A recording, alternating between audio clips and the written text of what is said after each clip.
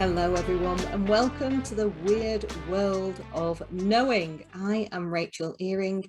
Your guest today is Natasha Martinec. Oh, and how you are just going to be wowed with everything that Natasha does, because she's an energy therapist, energy teacher, and she works with groups and individuals, but more specifically, she works with a lot of women with ADHD.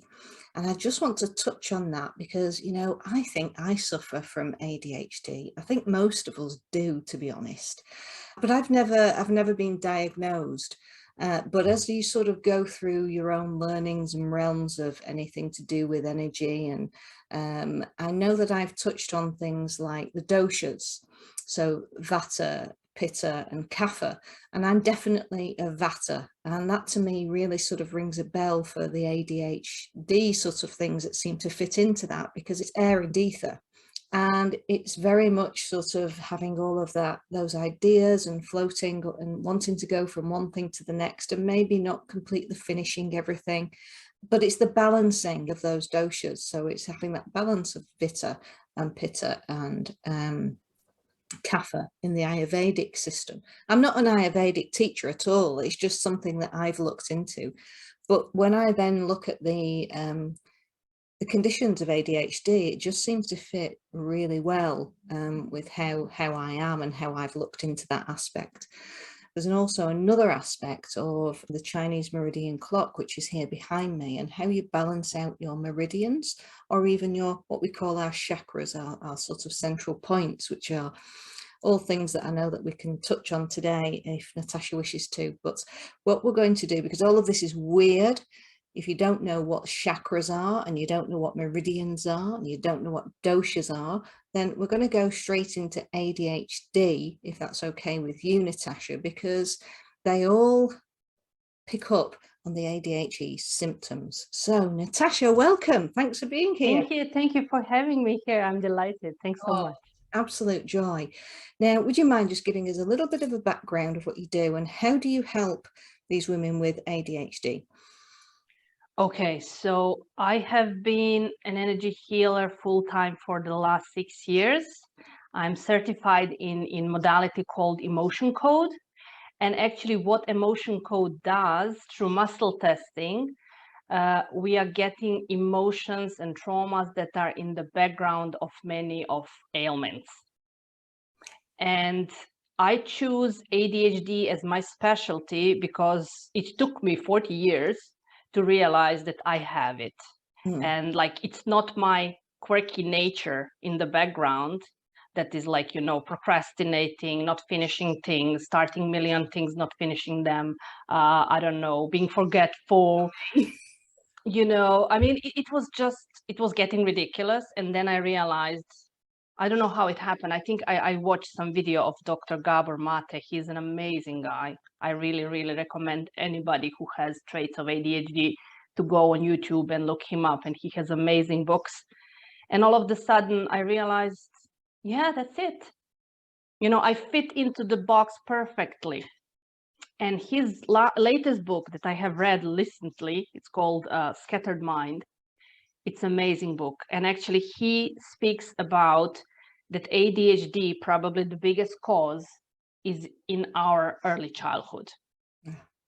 And this, like, you know, for me, it was spot on. He says that children who show traits of ADHD and later on adults have usually been born by very stressed or anxious or depressed mothers. Because he was born through the war and so on. So it totally made sense for me. And because I was trained in emotion code and I know how to release the root causes of any kind of illness, I decided to work in ADHD field. And results are just amazing. When you release the emotions that are in the background and traumas that those people went through, their brain can calm down. Yes. And when it calms down, you are not forgetful anymore. You don't speak fast as I used to do, which I wasn't even aware of until my cousins told me when I was younger that I was speaking really fast. For me, it was normal. So Yeah, and all of a sudden, all the pieces of puzzle like fell into the place, and I become much calmer. Mm. I really relate to that because it's, you know, we do think that we are weird. We think Yeah, we're weird and that we can't relate to a lot of other things that people do in a normal way. But our weirdness is our norm. And exactly. this is really what this podcast is about. It's to start discussing all of these things that we think are weird about ourselves and find that normality in there that we know and trust and feel safe with.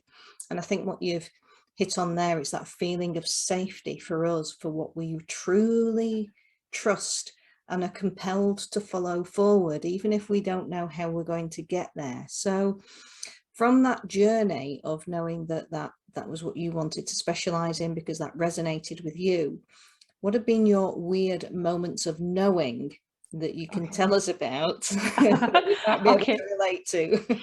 Yeah, first I would like to touch on the word weird because it is really, really interesting. If you look it up in the dictionary, what you're gonna find that another twist of weird means extraordinary or supernatural.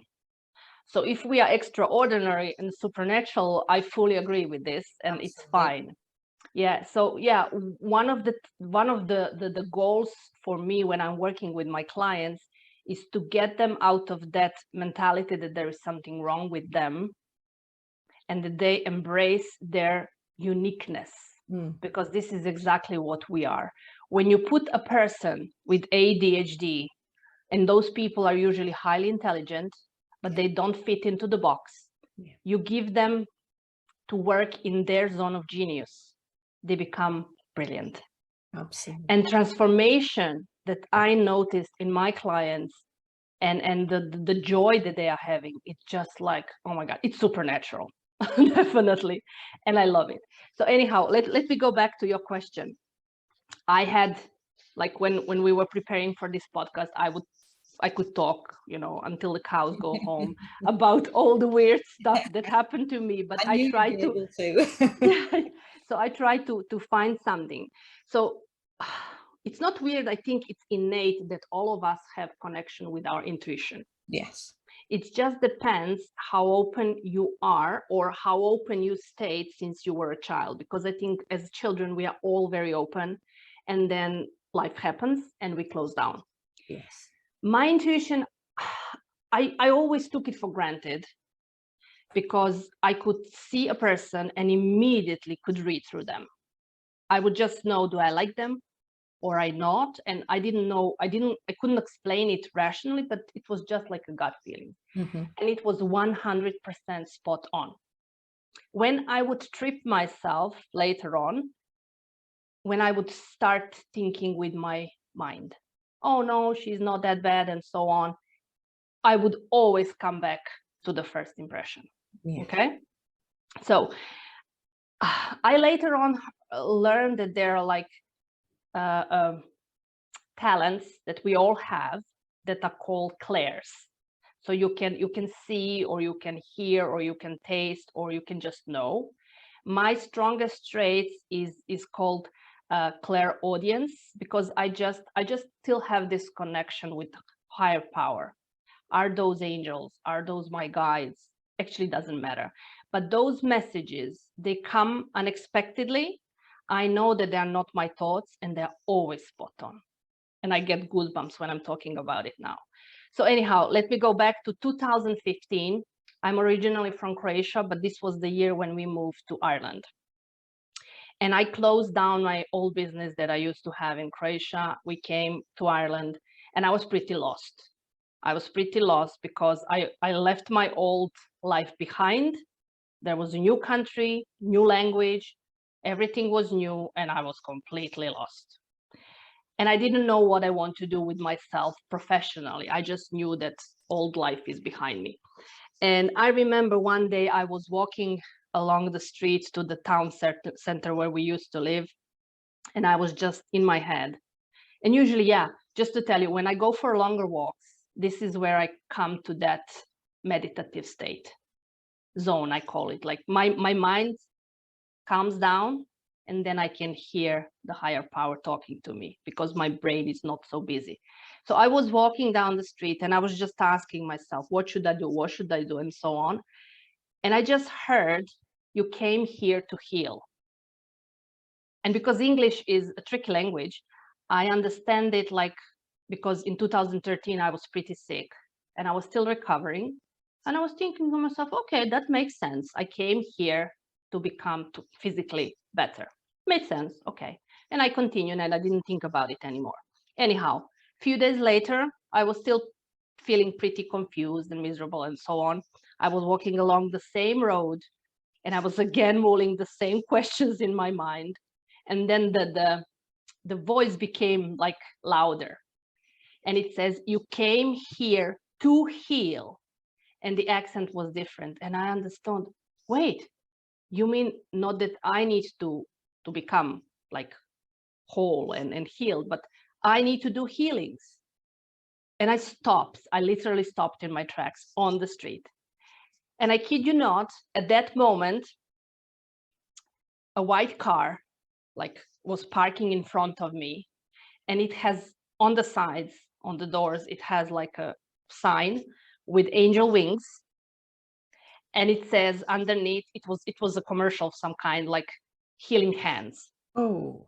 And I started laughing and I said, okay, I get it. I don't know how I'm gonna get there, but I get it. That same day, I came across a book about emotion code. I started reading it and it's just like, oh my God, it so resonated with me. So I read the book, I think in 2 days. And I finally found my modality because I was interested in healing for a long while, but each modality that I would try just didn't resonate with me. Yeah. This one was spot on for me. And muscle testing came very natural to me. I started practicing on myself, on my family, on my friends, and the transformation was supernatural. Yeah. So yeah, this is how I was led to what I was supposed to be doing in my life. I remember many years before that, I was going to astrology school, and I remember that lady when she my natal chart, she said like, you were meant to be a healer. And that concept was so weird to me at that time that I started laughing. I said, no way. Yeah. And then she says, wait, after 40. And this is exactly when it starts happening. Wow. You know? It really is beautiful when you start to hear people's stories and we bring them together under this collective. How common it is that it is a feeling that we get. It's that sort of download of information that we tend to question a little bit. And then we get these other signs, we call synchronicities, where Exactly. these other signs just kick in to reaffirm that message. And it's as we start to follow these synchronicities that actually the magic really does start to happen, isn't it? And I suppose it is weird because they're like patterns. It's not like reading a book and you get the information and you suddenly have the knowledge and therefore you can go and do it. We work in patterns. That's how our body and mind actually pull everything together with all our senses, and it just comes in so many different ways. But actually being able to align that into something that makes sense, that's I think faith and trust are the big things, you know, because we are being trained and learned just to think with our mind. And mind is a great thing, but I think it's much more powerful to live from your heart. Absolutely. And then you just feel the things and emotions. And this is exactly what I do with my clients. Emotions are there. They're energy in motion. Yeah. And they are like our compass. And when something or someone feels good, that means that this is good for us. When something feels off, then we should trust it. Gut feeling is always right. Always right. And also what I noticed, I'm connecting the symptoms that clients are having when they're having physical issue with the emotions and things and traumas that are happening in the background. Absolutely. And many times they can recognize and they would nod and says absolutely. Sometimes I had clients who are so disconnected that they cannot see the connection. Yeah. But what I tell them is that, like, we sometimes are lying to ourselves because we are not ready to hear the truth, but body never lies. And it speaks through the symptoms that something is off. And once when we release the root causes, then the body can heal. And this is amazing. It is absolutely amazing because, obviously being an energy therapist and trainer myself, I resonate completely with everything that you're saying. And this here is a physical sign, symptoms, and this here are the negative symptoms. And there is a third chart with the positive symptoms. And as people pick up on either whichever one they come to you with, it might be a physical ailment, they will work through that negative emotion, and as it physically alchemizes through your body, you come out into that positive mode and it balances out. That 90% of intelligence is really, if that's 10% and that's the 90%, it sort of makes sense, doesn't it, really? Exactly. That your head might measure 10% and your body really is that 90% that when we start to really tune into it, my goodness, the information it holds is really weird and wonderful. It is. It takes you on such a journey of self-discovery. Yes. You realize how interesting you actually are. You are so interesting. It's just mind-blowing. Yes. So what have been the knock-on effects for you then, Natasha? Oh my God, there are too many to count. My life has transformed completely. And it hasn't been always peachy. Because I have changed so much that lots of people that I used to hang out with, I had nothing in common. Yeah. And this was one of the biggest challenges for me. Yeah. Family members, friends, longtime friends, like, you have changed. And I said, yes, I have. And I'm happier with myself now. And you should too. But everybody changes in their own time. Yeah. So this, let's say, not negative, but this is a side effect that was tougher to handle. But my life had changed so much, and I have changed so much that I would never go back. And I think that's the key, isn't it, here? Because so many people are going to be coming on and saying something very similar. If you look at your life, everybody, and really be very honest about what you have learned from even the difficult things, from the experiences that you've had, would you change it for the learnings that you've come out with now? And I think it's being really honest as to what actually, what have you learned, or perhaps you've not learned, what could you learn? But what has happened so far that's put you on this journey? And would you want to go back and change it all? Or have the people that you've met and the experiences that you've had been worth the journey so far? That's a really good question, I think, to sort of ask people as we're having this conversation, Natasha. So who inspired you to trust these instincts? My parents were huge teachers for me, of course, and my whole family. My big transformation started 18 years ago when I was expecting my son. And exactly 6 weeks before my son David was born, my dad died suddenly. Oh, Natasha. Yeah, and I just loved my dad, and I was very connected to him. My mother was emotionally distant, so I never had that connection with her. So it was a huge shock for me. And my biggest grievance at that time, and it took me a while to heal it, was that he was so looking forward to my son. And he already knew that it's gonna be a boy. He already knew the name and everything else. And then right before my son was born, my dad went away. And it was a huge shock for me. And I started looking for answers because I grew up in communist country. We didn't go to church. We didn't talk about God. And I just knew deep in my heart that such an amazing person cannot just vanish. Like, nature is much more intelligent than this. And I started reading like crazy, looking for answers. And one of the books that changed my life is from Neil Donald Walsh, Conversations with God. Yeah.